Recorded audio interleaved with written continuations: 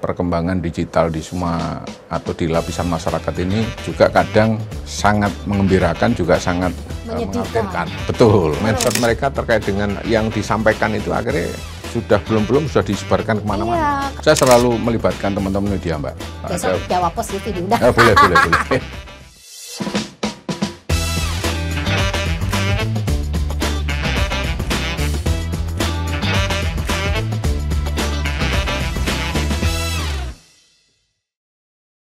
Halo Sobat JPPod, jumpa lagi di program Jawa Pos Podcast bersama DPRD Provinsi Jawa Timur. Tentunya kalau ngomong soal wakil rakyat, tidak henti-henti, banyak sekali isu yang menarik langsung dari sumbernya, yaitu rakyat Jawa Timur. Karena memang tugas utamanya DPRD adalah wakil rakyat yang harusnya benar-benar mendengar suara rakyat, apa keluh kesahnya untuk bisa ditampung. Ya kalau syukur-syukur itu dikatakan bisa dibantu, harus dibantu. Nah, mengingat dengan isunya akhir-akhir ini banyak sekali marak misinformasi, malinformasi, berita hoax, nampaknya lebih cocok adalah kita membahas soal digital. Bagaimana kita mengedukasi masyarakat ini agar tidak mudah percaya dengan informasi yang tersebar dari manapun sosial media yang tidak akurat sumbernya. Langsung saja kita akan menyapa, mungkin beliau ini adalah sosok anggota legislatif yang mahir, yang paham soal informasi karena ini komisinya berkaitan dengan Kominfo juga. Langsung saja kita sapa. Salam sehat Pak Sumardi. Salam sehat Mbak Feni. Anggota Komisi A DPRD Provinsi Jawa Timur. Benar ya Pak ya? Betul. Kerjanya adalah Kominfo ya Pak ya? Pak, ini ngomong soal digital ini banyak kan Pak pasti yang paham. Banyak yang melek digital tapi tidak paham, kurang paham terkait manfaat dan juga faedahnya ini sendiri. Ya unggul oleh rasan-rasane mak-mak Pak, gibah menyesatkan Pak, tapi dalam bentuk dari handphone. Yeah. Pak, ada nggak sih Pak tanggapan atau pernah nggak mendengarkan keluh-keluh dari masyarakat sendiri dengan berita-berita hoax ini? Kan bisa saja jenengan juga salah satu korban dari misinformasi itu sendiri Pak. Pribon menyikapi dengan era saat ini nih Pak? Ya Mbak Feni, memang terkait dengan dunia digital saat ini perkembangan sangat luar biasa ya, sangat pesat sekali. Jadi era-era yang sangat luar biasa digital. Jadi menyasar semua usia, semua kelompok-kelompok masyarakat ya. Di mana Bamba juga loh iya, makanya. Wes pokoknya ndak melihat umur ya. Semuanya sudah terkait dengan informasi yang terkait dengan perkembangan informasi di dunia digital itu sangat luar biasa. Makanya kita sering melihat bahwa perkembangan digital di semua atau di lapisan masyarakat ini juga kadang sangat mengembirakan, juga sangat mengkhawatirkan. Betul. Apalagi perkembangan terkini terkait dengan informasi apapun sudah bisa mereka lihat, mereka dengar, ya kan? Bahkan mereka itu bisa merubah loh Pak. Betul. Merubah terkait dengan keseharian mereka, merubah terkait dengan pola pikir mereka, pemahaman mereka terkait dengan persoalan-persoalan tertentu. Makanya ini kita sendiri juga melihat perkembangan itu juga sangat-sangat mengkhawatirkan. Makanya kita sering mencoba membangun komunikasi Mbak dengan semua masyarakat yang ada di bawah atau kadang juga di dapil kita. Bagaimana perkembangan digital yang di masyarakat ini juga harus hati-hati juga kan itu, menyikapinya, melihatnya, atau menyebarkannya. Ya, jangan sampai nanti mereka punya maksud baik tapi jadinya tidak benar kan itu Pak. Benar sekali. Itu. Pak, tapi kalau sejauh ini di Jawa Timur sendiri bagaimana Pak? Mungkin secara personal jenengan kan sering nih, bukan sering, memang ada momen untuk di Jasmas ya Pak ya, atau enggak reses gitu kan, itu pasti berkontribusi langsung Pak. Ada nggak sih Pak momen-momen khusus jenengan memberikan edukasi gini agar tidak salah informasi dan menyesatkan, yang ujung-ujungnya nanti juga yang terdampak adalah pemerintah dan juga legislatif selaku pemonitor kebijakan pemerintah. Ya, selaku pengawas lah. Pengawasnya. Nah, jadi gini Mbak, terkait dengan perkembangan dunia digital yang saya sampaikan tadi, memang di sela-sela itu kan sebagai salah satu informasi ya yang bisa kita jadikan parameter ya bagi masyarakat. Setiap kita turun dapil atau kita kumpul-kumpul dengan komunitas atau dengan masyarakat-masyarakat yang ada di desa-desa, kita juga sering membangun sebuah komunikasi dan memberikan edukasi terkait dengan literasi digital, ya kan? Karena kadang persoalan-persoalan itu kadang juga menjadi masalah ya.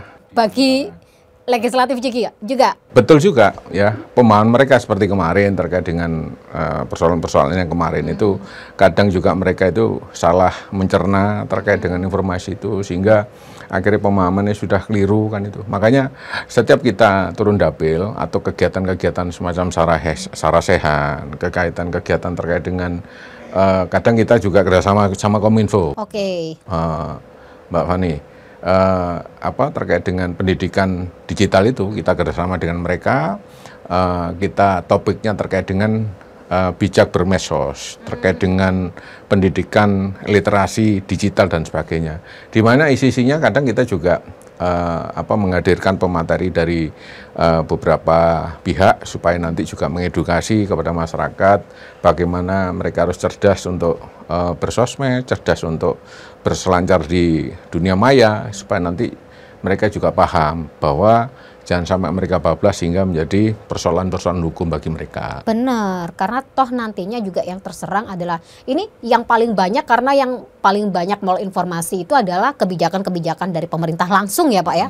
Benar kan ya Pak? Betul, ini betul. Contoh kasusnya ya kayak kemarin, sebelum kemarin rame itu ada juga kebijakan baru terkait dengan sekolah swasta gratis. Nah itu kalau salah persepsi, salah pemahaman, dikiranya langsung dieksekusi. Kemarin pemerintah melakukan kebijakan itu, hari ini harus dieksekusi. Nah itu kan juga salah juga pemahaman. Nah itu pentingnya tugasnya jenengan yang meluruskan. Tapi sejauh ini pripun Pak, jenengan secara personal pernah nggak sih Pak dapat teguran atau apa ya bahasanya? Aspirasi. Iya langsung ditegur, Pak iku ya apa iku Pak, kebijakan pemerintah jarine koyo ono ngene iki apa kok gak oleh ngono. Pernah nggak sih Pak? Pasti sering ya Pak? Iya sering kali. Sering kali apalagi masyarakat di bawah ini kan kadang-kadang juga pemahamannya kurang karena mungkin juga mendengar dari pihak-pihak lain. Kadang juga mereka ini hanya setengah-setengah mendapatkan informasi itu. Jadi kadang disampaikan kepada kita, ini sebenarnya bagaimana sih Pak, program ini bagaimana, terus informasi ini bagaimana, betul tidak, kalau enggak, terus ini kita bagaimana kan itu. Nah itu nanti memang kita juga harus sabar juga, harus telaten juga memberikan pemahaman kepada mereka. Apalagi terkait dengan informasi yang enggak benar, yang hoax, ini juga perlu diteliti informasinya dari mana, sumbernya dari mana kan itu. Jangan sampai itu akhirnya malah memberikan sebuah pemahaman yang keliru, bahkan sampai mindset ya Mbak ya.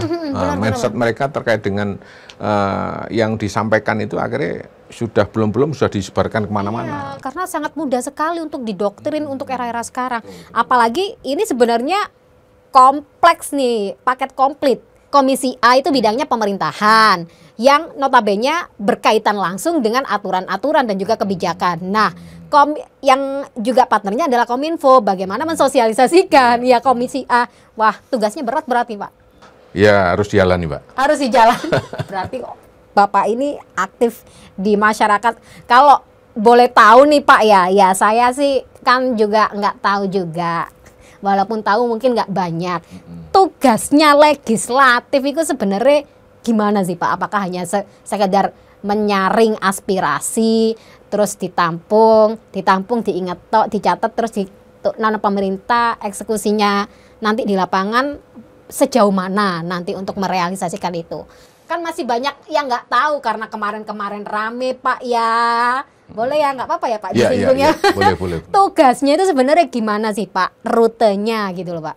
Ya paling tidak tugas kita ini kan sebagai paling tidak menampung aspirasi ya, atau kita ini sebagai aspirator Mbak kalau secara umumnya ya. Tapi secara khusus kita ini juga punya tugas ini pengawasan ya, pembentukan undang-undang dan juga penganggaran ya. Dimana kalau kita simulkan paling tidak kita ini juga harus paham terkait dengan persoalan-persoalan di masyarakat kan itu, aspirasinya apa. Apapun itu kita harus bisa, apapun itu kita harus paham Bahkan sebelum mereka menyampaikan sesuatu, kita sudah harus tahu apa yang mau disampaikan sama mereka pada kami kan itu. Makanya saya coba untuk sering berkomunikasi dengan masyarakat yang ada di bawah. Kadang saya juga coba untuk sekedar ngopi atau sekedar keliling ya. Memang saya suka Mbak untuk turun ke bawah dengan ya ngobrol dengan mereka Ya, karena itu saya memang juga yang pingin. diharapkan, Pak, Betul. oleh masyarakat, Saya nggak Pak. mau pakai jalur-jalur yang formal ya, yang kaitannya dengan formalitas kita tuh kelihatan bahwa acara-acara apa ya. Jadi menunjukkan merakyat ya, karena memang awalnya dari rakyat Ya. biasa.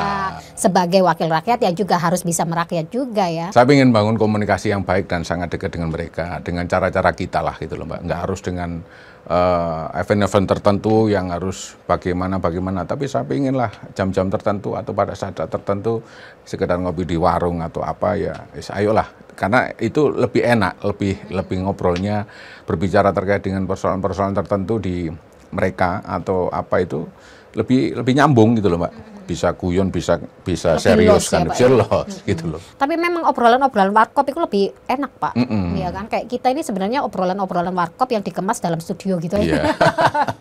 Nggak ngapunten ya Pak ya, karena memang kemarin sempat rame. Bukan saya pro ke legislatif atau ke dewan atau tidak pro rakyat, tapi memang apa yang terjadi kemarin itu adalah menjadi catatan kita semua, termasuk jenengan selaku wakil rakyat DPRD. Nah, dan yang perlu digarisbawahi juga tidak semuanya jelek juga ya Pak ya. Nah, ini tugas jenengan juga nih bagaimana untuk meyakinkan ya itu tadi, jangan sampai ada stigma wah butuh 5 tahun tok. Lek kate mendekati 5 tahun tekan ke sini. Wajar loh Pak ya kan. Menjalin komunikasi itu penting. Nah, ini kembali lagi akhirnya ke komunikasi. Sejauh ini intensitas Pak Soemardi sendiri dalam menyerap aspirasi melalui intens komunikasi, apa sih Pak yang paling banyak dikeluhkan oleh masyarakat? Banyak Mungkin sekali Pak ya. Pasca kemarin ada nggak sih Pak Muksi? Ya banyak sekali ya. Terdampak gitu. Ya pastilah mereka kan juga. Mohon maaf saya sedikit nyinggung. Kalau nggak berkenan nggak Pak? Ya paling tidak mereka kan juga berharap bahwa simpang siurnya sebuah berita kemarin itu mereka juga ingin tahu dan bertanya langsung kepada kami. Ya kita jelaskan kepada mereka bahwa ya sudah ayo kita. Tapi pasti ada kan Pak ya yang tanya gitu. Ya pastilah Mbak, ya pastilah. Tapi yang penting kita sampaikan ayo kita jaga komunikasi, jaga silaturahmi. Yang penting kan itu. Apapun itu perkembangan di luar. Ya itu tadi perkembangan itu antara benar dan salah itu ya masih 50-50. Bahkan itu yang benar itu kadang-kadang juga salah, ya kan? Yang salah bisa jadi benar. Makanya saya sampaikan kepada mereka, apapun itu kalau ayolah kita ngobrol. Saya juga diminta mereka untuk hadir. Kalau tidak sibuk paling ya saya minta waktu kepada mereka. Apapun persoalan, ayo kita diskusikan bareng-bareng. Saya ini juga siapa? Saya ini juga bukan apa-apa, ya kan?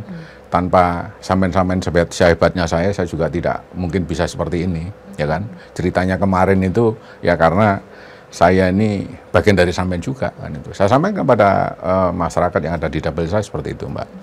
Karena kalau nyari pangkat, nyari jabatan itu kan bukan di sini kan itu. Karena memang sebelumnya saya juga sudah punya aktivitas yang menurut saya ya sudah saya lakukan sering berbaur dengan masyarakat ya.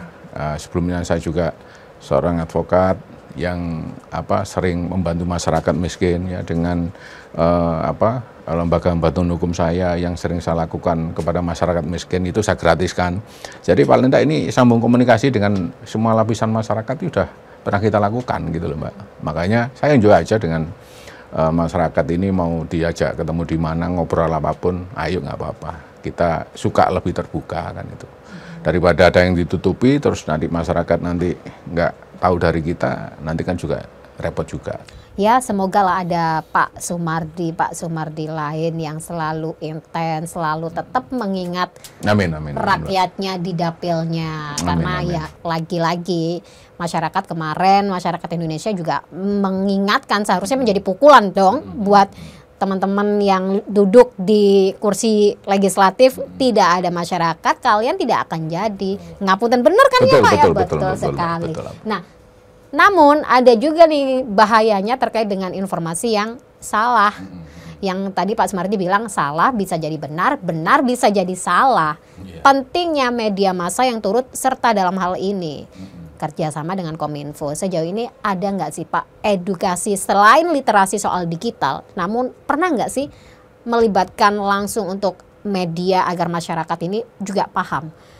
Kalian harus percaya dengan sumber yang akurat. Jangan hanya sekadar media dari sosmed ini atau dari mana gitu Pak.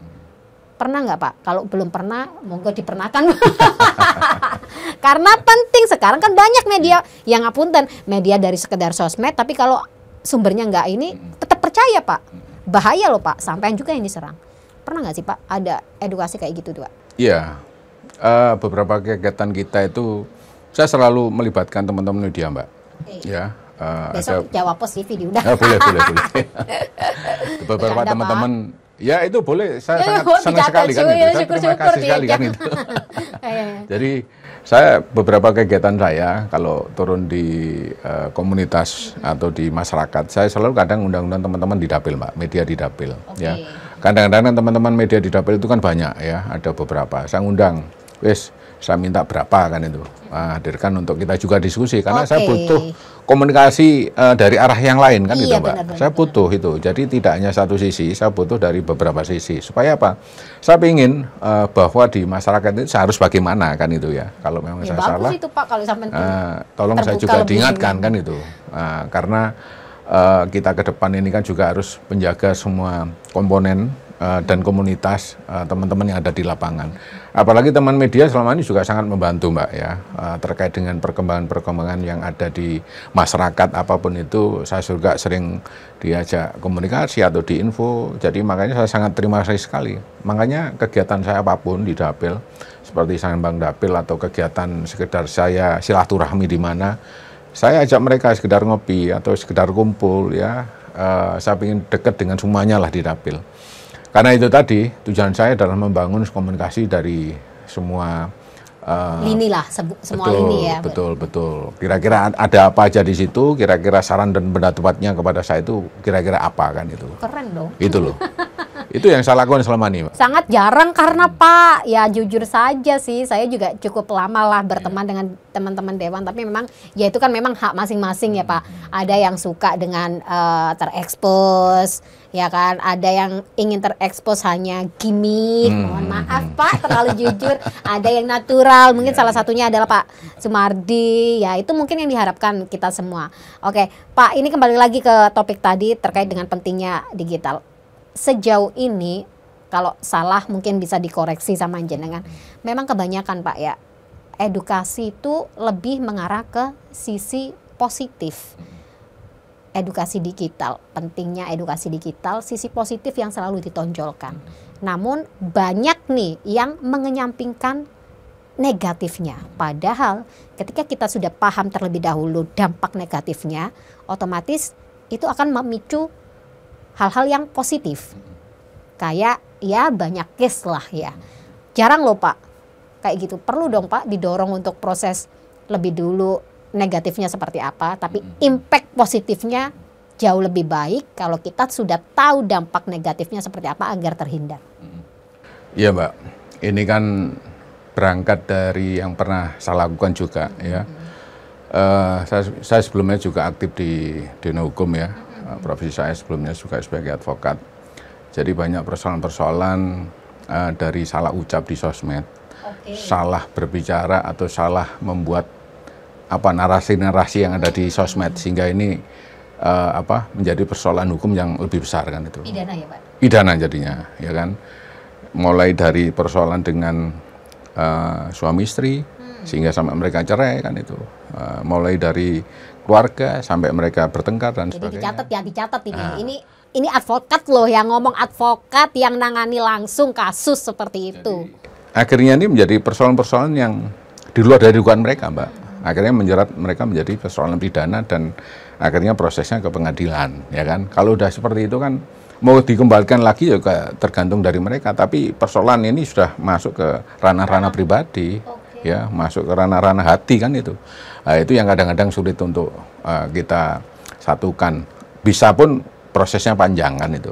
Nah, makanya itu salah satu dampak negatif terkait dengan perkembangan dunia sosial media atau digital, itu salah satu itu. Kadang mereka nggak paham bahwa ternyata bercengkrama atau berselancar atau mungkin mereka asik di dunia maya, tapi mereka harus paham bahwa ada namanya undang-undang ITE, ya, undang-undang ITE. Ini kan mereka harus paham juga bahwa kadang mereka, oh ya, saya baru tahu ya Pak, saya sebelumnya nggak tahu kan itu. Nah, makanya terkait dengan kita memberikan edukasi terkait dengan literasi digital, kadang itu kita sampaikan, Mbak. Ya, kita sampaikan, hati-hati mereka berbicara apapun di WA atau mungkin di Instagram mereka atau dimanapun, itu sangat hati-hati. Apalagi kalau sudah menyebut seseorang, ya tanpa inisial ya langsung jeblak. Nah, kadang-kadang ada yang merasa bahwa lo ini mungkin ke saya atau bagaimana. Itu kan akhirnya jadi persoalan yang di luar dari pikiran kita. Itu sering terjadi, Mbak, dan itu pernah itu saya coba untuk membantu persoalan itu, ya. Akhirnya di luar dari, loh saya nggak tahu Pak, ternyata kok ini masuk ke ranah kepolisian, ini masuk ke ranah hukum dan sebagainya. Nah, ini sudah terjadi kan itu. Nah, makanya terkait dengan perkembangan dunia digital sangat luar biasa, tapi juga perlu diantisipasi terkait dengan dampak buruknya kan itu. Karena apalagi saat ini kan di kepolisian juga ada nama unit baru terkait dengan cyber. Kan itu. Nah, itu bisa itu kita bicara masalah benar dan tidak benar itu bisa di track siapa ini kan gitu, Mbak. Melontok kan Pak Sumarti wes advokat, bidangnya di Komisi A yang berkaitan dengan Kominfo juga, jadi ngelontok, pernah menangani kasus, detail banget ya Pak ya. Ini masih case pribadi, bagi mereka yang usaha juga perlu waspada kan Pak? Betul, sering kali itu Mbak, ada beberapa case yang terkait dengan kaitannya dengan usaha, bisnis, ya kan, bisnis. Akhirnya apa, Pak? Ya di antara foto produk kayak gitu atau gimana? Termasuk itu juga, terus masalah ya di internal antara karyawan dengan perusahaan, mereka tidak sadar bahwa contoh mungkin bahwa saya tidak puas dengan perusahaan ini atau saya tidak puas dengan pimpinan ini kan itu. Nah ini kan tidak disadari sama mereka bahwa itu sudah gampang tertracking. Betul, sudah memulai sebuah persoalan Mbak, yang berdampak terhadap pelanggaran undang-undang ITE kan itu. Nah ini yang harus diwaspadai juga, bahwa jangan sampai nanti tidak terlalu asik sehingga terbawa emosi, tanpa sadar kita akhirnya sudah melangkah kepada yang namanya pelanggaran hukum Undang-Undang ITE. Bukan berarti kita mendorong untuk kemunduran. Namun, ya, harus hati-hati lah, harus bijak lah. Mengedukasi agar melek digital dan dimanfaatkan lebih bijak lagi. Lek iso lebih menguntungkan, misal buat usaha ya Pak ya. Tidak hanya sekedar bijaksana, bijak sini, bijak situ, bijak sana, kan itu loh Pak. Benar sekali. Pak, langkah apa nih ke depannya untuk Komisi A sendiri dalam fokus digitalisasi ini? Kan penting sekali, apalagi semuanya sekarang udah eranya digital, AI. Nah, ini bahaya juga AI. Pak Sumarti saiki ngomongnya apa, iso dirubah nanti omongannya itu melalui AI. Ada nggak Pak gebrakan-gebrakan yang diusulkan nanti Pak dari Komisi A? Iya Mbak, kita saat ini kan lagi monitoring terkait dengan pelayanan publik ya, terkait dengan digitalisasi. Bagaimana pelayanan publik itu nanti bisa terintegrasi ya terhadap semua lini ya, supaya nanti ini kita juga paling tidak dengan terintegrasinya pelayanan publik ini paling tidak kita juga ya lebih bisa ya lebih mudah dan juga lebih baik lagi terkait dengan pelayanan yang diberikan kepada masyarakat ya. Ini yang kemarin kita sudah melakukan beberapa kunjungan ke pelayan-pelayan publik ya, apalagi pelayan publik ini kan menyangkut seluruhnya Mbak ya, tidak hanya kepada lembaga tertentu, tapi semua lembaga, rumah sakit, terkait dengan pengurusan KTP dan sebagainya. Kalau nanti ini kita awal semuanya kan berawal dari mimpi Mbak ya. Oke. Mimpi. Nah, makanya bagaimana pelayanan publik ini terintegrasi dengan namanya digitalisasi, mulai dari pelayanan rumah sakit, mulai dari pelayanan pembuatan KTP, pengurusan izin dan sebagainya. Ini kan paling tidak tracking terkait dengan kebutuhan pelayanan publik ini kan nanti bisa dinikmati oleh semua kalangan masyarakat kan itu. Bahkan bisa dilihat terkait dengan yang yang lagi ngurus sesuatu, yang lagi membutuhkan sesuatu terkait dengan informasi publik ini, kira-kira siapa yang nanti kan bisa dilihat. Oh, Mbak Fani ternyata mau ini. Lah ini kan bisa dilihat apa yang nanti dibutuhkan, apa yang diinginkan di situ. Gitu Mbak. Kita mimpi seperti itulah Mbak. Tapi ya jangan sampai Pak menyusahkan ya Pak ya. Nitip Pak, saya mewakili rakyat mungkin Pak, jangan sampai lah menyusahkan rakyatnya Pak. Kok mari ngono kayak kemarin yang sempat rame tagline kan ya gara-gara terlalu canggihnya mungkin ya obrolannya mak-mak kampung gitu Pak. Sampai terlalu canggihnya ono tanah nganggur disita negara. Sampai ATM nganggur bilang di iki pajaknya diblokir. Ya apa dipateni kan itu kan juga menyusahkan ya Pak. Perlu sampean ini Pak, iki omongannya mak-mak iki lu mau Pak. Ya setidaknya mimpi itu bagus, tapi bagaimana juga ketika mengetahui lebih dulu nih dampaknya seperti apa yang perlu diantisipasi agar tidak semakin menyusahkan rakyat-rakyat seperti saya ini mungkin salah satunya Pak. Pak ada pesan lagi mungkin Pak yang disampaikan Pak mungkin khususnya bagi dapilnya jenengan. Dapilnya jenengan sudah ini Pak digital semua. Ya. Menuju atau sudah proses? Ya proses lah, proses ya. Pasti inisiasinya Pak Sumardi. Ya, apapun itu, ini kan aspirasi dari masyarakat. Bersama ya Pak ya. Oke. Pak ada pesan apa nih Pak yang mungkin disampaikan untuk teman-teman podcast ini Pak? Khususnya di era digital yang mencakup segala usia, nenek-nenek sudah bisa. Pesan apa mungkin yang ingin disampaikan jenengan sebagai wakil rakyat agar masyarakat ini jauh lebih bijak, lebih cerdas lagi. Orang-orang ini cerdas semua Pak. Wong cek lah HP ini gadget semua ya. Ya, kepada masyarakat dan juga mungkin semuanya saudara-saudara saya terutama di dapil, ayo kita berbijak di dalam bermedsos, kita dalam bergadget ya, membuka ruang-ruang yang selama ini mungkin belum tahu atau belum kita masuki juga harus hati-hati. Jangan sampai nanti salah menyikapi, salah tekan tombol atau salah penggunaannya nanti sehingga berdampak terhadap persoalan-persoalan hukum. Intinya ayo kita bijak bermedsos dan kita hati-hati di dalam membuat bergadget ya, harus hati-hati. Jaga jempolnya. Betul. Biar pintar, biar tambah pintar. Gitu. Ada ini Pak, sampean kayak kan selaku anggota dewan, ada nggak sih Pak layanan digital khusus lapor Pak Sumardi atau apa gitu? Ada nggak sih Pak? Menampung gitu nggak Pak? Selain bertemu langsung dengan masyarakat. Ya barangkali lintas dapil karena seneng dengan gayanya Pak Sumardi, cara penyampaiannya, cara memberikan edukasi. Ada yang pengen gimana caranya ketemu Pak Sumardi? Ada nggak sih layanan lapor Pak Sumardi? Kan bukan dapil saya gitu. Kalau nggak ada berarti mau dibuat nih. Jadi kalau selama ini itu Mbak Fani terkait dengan masalah itu kita selama ini terbuka lah ya dengan teman-teman, apalagi selama ini saya juga sering turun ke daerah ya, dan juga kadang juga sih ada sosmed kita ya, kadang juga ada kita juga kalau di Instagram atau apa ya, ada DM gitu. DM kadang-kadang juga ada lah. Lintas dapil. Kadang ada lintas dapil, kadang ada yang di dapil. Pak, jadi kita ya welcome lah Mbak, apalagi saya ya ini seharusnya juga, seperti itu Pak, welcome. Kita butuh lah ya, butuh seperti itu juga kita butuh lah Pak, biar nanti hal-hal yang belum pernah kita pikirkan tapi ternyata dari masyarakat menyampaikan lah, ini kan juga perlu kita secara positif ini bagus lah kan itu Mbak. Kita perlulah komunikasi dari semua lini Mbak. Benar, kalau ada kritikan, kalau sekiranya itu membangun, memotivasi ya kita tampung. Kalau itu sekiranya menjerumuskan ya udah kita dengarkan, kita buang. Kan gitu ya Pak ya, bukan anti kritik ya Pak ya. Iya. Makanya cara berpikir kita ini harus ya bijaksana, bijak sini, bijak situ kan.